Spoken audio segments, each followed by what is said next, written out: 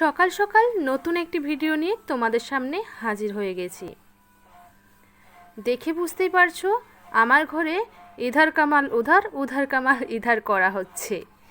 কারণটা হচ্ছে আমার বাড়িতে আজকে রং করা হবে, আর রং করা মানেই তো বুঝতে পারছো অনেক ঝামেলার ব্যাপার। সবচেয়ে রক্ষার ব্যাপার হচ্ছে যে এই ঘরটাতে আমার রং করা আছে, নাহলে যে কী অবস্থা হতো, কোথায় যে গিয়ে থাকতাম। ওই নিচের তলায় গিয়ে এত মাল রাখা, এত মানুষজন থাকা পসিবল হতো না। তো এই ঘরটা যেহেতু আমার রং করা আছে, আর যেহেতু রুমটা অনেকটা বড়, তাই খুব একটা আমার অসুবিধা হয়নি। অসুবিধা সন্ধ্যার দিকে একটু হচ্ছিল, 3টে মানুষ ওই ঘরের মধ্যে পড়া, ওর কাজ করা, আর এত মাল সব দেখে যেন মাথাটা একটু ঘুরছিল। ওর পাপা তো বলেই বসলো, আমার স্বপ্নের ঘর কি হলো।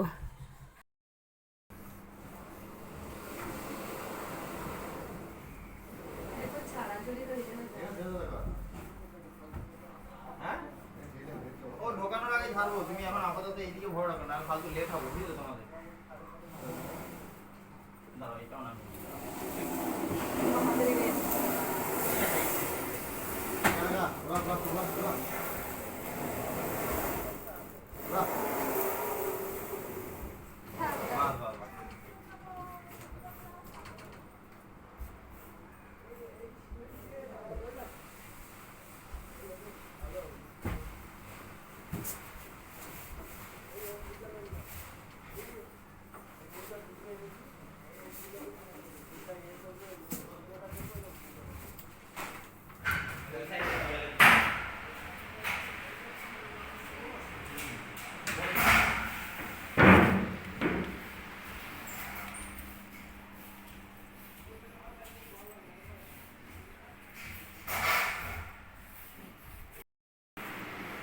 বলে করবে।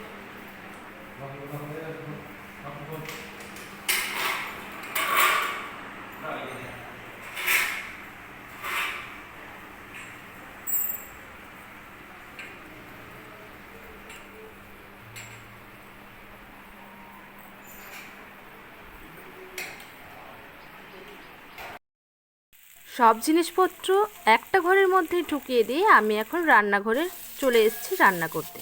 রান্না তো করতেই হবে, কাজ মানে যেমনই হোক বা যত বেশিই হোক না কেন, রান্না তো করতেই হবে। তা আমি এখানে পটল আলুর ঝোল করছি।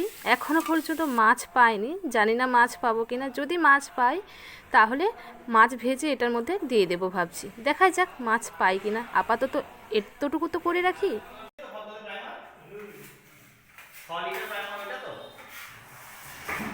ভয় লাগে, কিছু বললি আমার ভয় লাগে যে আবার মাল আনতে হবে।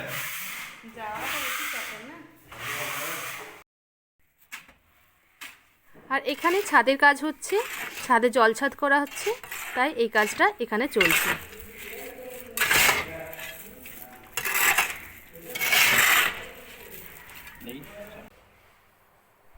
আমার রান্নাবান্না মোটামুটি কমপ্লিট। আমি এখন উপরে এসেছি ঘরটাকে একটুখানি পরিষ্কার করে নিতে, যাতে 3টে মানুষ থাকতে পারে। মোটামুটি থাকার মতো একটুখানি আমি ব্যবস্থা করে নিচ্ছি। বিছানাটা একটু পরিষ্কার করে নেবো, আর নিচটা যেগুলো ওগোছালো হয়ে আছে সেগুলো একটুখানি সাইড করে রেখে দেবো।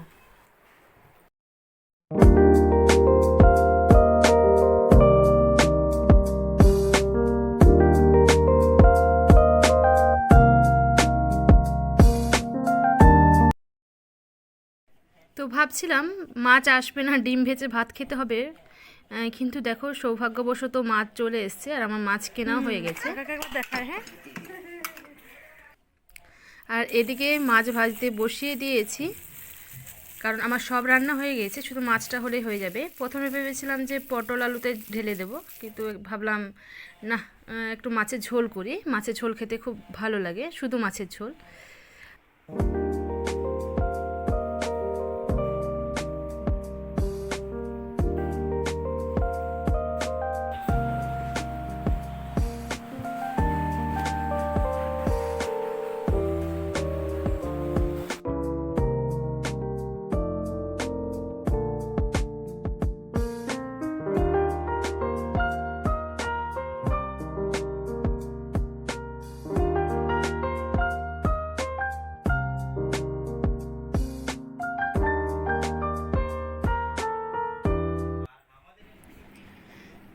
দেখো তোমাদের দেখিয়ে দিই রুমটা। খুব পরিষ্কার তো করা যাবে না, একটুখানি থাকার মতো করে নিয়েছি। দেখো বিছানাটা একটুখানি গুছিয়ে নিয়েছি ঝেড়ে, কারণ বিছানার মধ্যে যা বালি হচ্ছে সে বলার কথা নয়, প্রচুর বালি হচ্ছে। মানে দিনে মনে হয় 4-5 বার করে চাদরকে শুধু ঝাড়তে হচ্ছে। নতুন চাদর পেতেও তো আর লাভ নেই, ওই পুরোনোতেই চলুক যতদিন না কাজ হচ্ছে। তো দেখো এখানে আমি সাইড করে একটুখানি রেখেছি, আর ওই কোণে দেখো চাদর পড়ে আছে না, ওটা পা মোছার জন্য রেখেছি। একটা নোংরা চাদর, নষ্ট হয়ে যাওয়া চাদর, ওটা পা মোছার জন্য রেখেছি। আর ফিল্টারটাও নিচে রেখেছি, ওখানে রাখা ছাড়া উপায় নেই। আর ওই উপরে সব কিছু যতটুকু পেরেছি তুলে তালে রেখেছি, মোটামুটি ওই থাকার মতো, যাতে আমরা থাকতে পারি। ঘর টর গুছিয়ে আমি একবার ছাদে এলাম কতটা কাজ হয়েছে সেটা দেখার জন্য।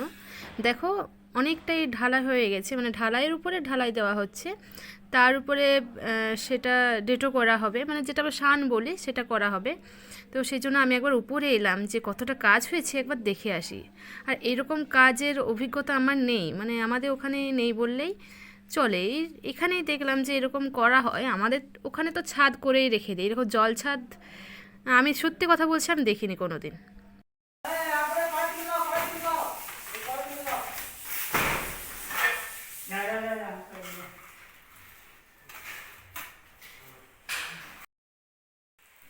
দুপুর 1:30 বাজছে এখন, বুঝতে পেরেছো? আর বৃষ্টি দেখছো, ঝমঝমে বৃষ্টি নেমেছে। ছাদে যে কি করে কাজ হবে সেটাই ভাবছি। আর এদিকে আমার বারান্দার অবস্থা সব খুলে দেওয়া হয়েছে, অনেকটা কাজ হয়ে গেছে। মেঝের অবস্থা দেখে বুঝতেই পারছো কীরকম হয়ে আছে। তোমরাও সবাই জানো যাদের বাড়িতে রং হয় এরকমই হয়ে থাকে।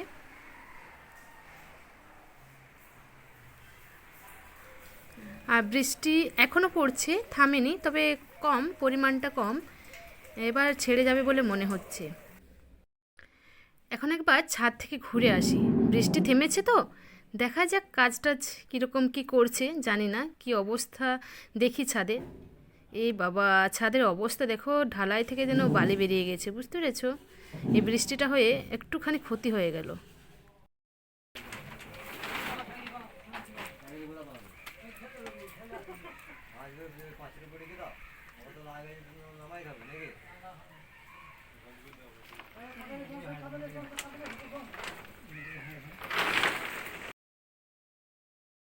এখন বাজে বিকেল 3:30, আর এখন আমি স্নান করিনি। বুঝতে পারছো বাড়িতে কাজ হলে যেটা হয় আর কি, স্নান করা একটুখানি দেরি হয়ে যায়। খাওয়া দাওয়া করে নিয়েছি, বাট এখনও স্নান করিনি। স্নান করব দেখি, উপরের কাজটা হয়ে যাক। যাক, বৃষ্টি থেমেছে, একটু একটু রোদও দিয়েছে। উপরের বাকি যেটুকু কাজ আছে ডিটো করাটা, সেটা হয়ে যাবে। তো সেই কাজটা হয়ে যাবে। ভাবছিলাম কি হবে কী হবে, এমন মেঘ করেছিল, এমন বৃষ্টি, ভালো হতো আজকে কাজটাই হবে না। আর মিস্ত্রি বলছে এই কাজটা আজকেই করতে হবে, নাহলে ঢালাই ফেপে যাবে, নাহলে হবে না আর কি ঠিক মতো কাজটা যেটার জন্য করা। তো ছাদের কাজটা হচ্ছে, জল ছাদ যেটাকে বলে সেটা করা হচ্ছে। আর বাড়িতে তোমরা সকাল থেকে দেখতে পেলে রঙের কাজ শুরু করা হয়েছে। এই রুমটা কালার করা আছে, এই রুমটা প্রয়োজন নেই, বাকি বাইরেটা আর পাশের রুমটা কালার করার জন্য বিশেষ করে লাগানো হয়েছে মিস্ত্রি। আজকে জাস্ট পুট্টি মেরে রেখে দিল, কাজ কমপ্লিট। তোমরা সব দেখে নিয়েছো, কাজ কমপ্লিট। ঘর একদম অগোছালো হয়ে আছে, একদম নোংরা হয়ে আছে। দাঁড়া তোমাদের দেখাচ্ছি, বুঝতে পারছো? আর বিছানার অবস্থা ভীষণ খারাপ, প্রচুর বালি, মানে বিছানাতে প্রচুর বালি আছে। আর এই তো ঘরের মধ্যে বুঝতে পারছো টিভিকে আড়াল করে দেওয়া হয়েছে। আর এই যে সব কিছু একটা ঘরের মধ্যে, একটা রুমের মধ্যে জাস্ট প্যাকট্যাক করে রাখা হয়েছে। আর আছে বিছানার চাদরও এখানে ফেলে রেখেছি, এটা একটু নোংরা চাদর এখানে ফেলে রাখার কারণ হচ্ছে প্রচুর বালি, প্রচুর বালি ঘরের মধ্যে, বাড়ির মধ্যে। তো ওখানে পা মুছছে আর আসছি, যাতে বিছানাটা একটু নোংরা কম হয়। বুঝতে পারছো, মেয়ে এসছে, এখানে খুলে রেখেছি স্কুল ড্রেস। তো মোটামুটি বাইরে রোদ দিয়েছে, তোমাদের দেখাই, দাঁড়াও, দেখো রোদ দিয়েছে, বুঝতে পারছো? যাক, কাজ এটা হয়ে যাবে। তো দাঁড়াও, আর এই উপরেও কাজ হবে। এই এই যে দেখতে পাচ্ছ টেবিলটা রেড কালার, উপরে এই রকমই সিস্টেম করা হবে, এই কালারই করা হবে, যাতে একটুখানি ম্যাচিং হয়, সেজন্য এই কালারেরই করা হবে সানমাইকা দিয়ে। তো কেমন হবে জানি না, যেদিন হবে তোমাদের সঙ্গে শেয়ার করব, তোমরা দেখতে পাবে কেমন হয়েছে, তখন জানাবে। এটা তো দেখতে আমার বেশ ভালো লাগে, খুব সুন্দর লাগে। উপরে এই জায়গাটাতে কেমন লাগবে সেটা জানি না, হলে তোমাদের দেখাবো আর আমিও দেখব তখন। তো এই ঘরদোর পরিষ্কার করতে হবে বলে আমি করব না, দেখি ওই বুকেই বলবো করে দেবে। আর অবশ্য আমাকে হেল্প করতে হবে, না করলে তো হবে না, একা আর সম্ভব নয়। তো হয়ে গেলে আমি স্নান করে নেব, আর যখন উপরে কাজ হয়ে যাবে তোমাদেরকে অবশ্যই সেটা দেখাবো। তো চলো এখনকার মতো টাটা। তো মিস্ত্রিরা সবাই বাড়ি চলে গেছে, এখন একটুখানি ঘরটা ঝাড় দিয়ে নিই, বুবুকে মুছে দিতে বলবো, কারণ প্রচুর নোংরা হয়ে আছে, এর ফলে বিছানাটা বেশি নোংরা হচ্ছে, ওই জন্য একটুখানি মুছে নিলে সুবিধা হবে। ওই জন্য আমি ঝাড় দিয়ে দিচ্ছি, বুবু একটু মুছে নেবে।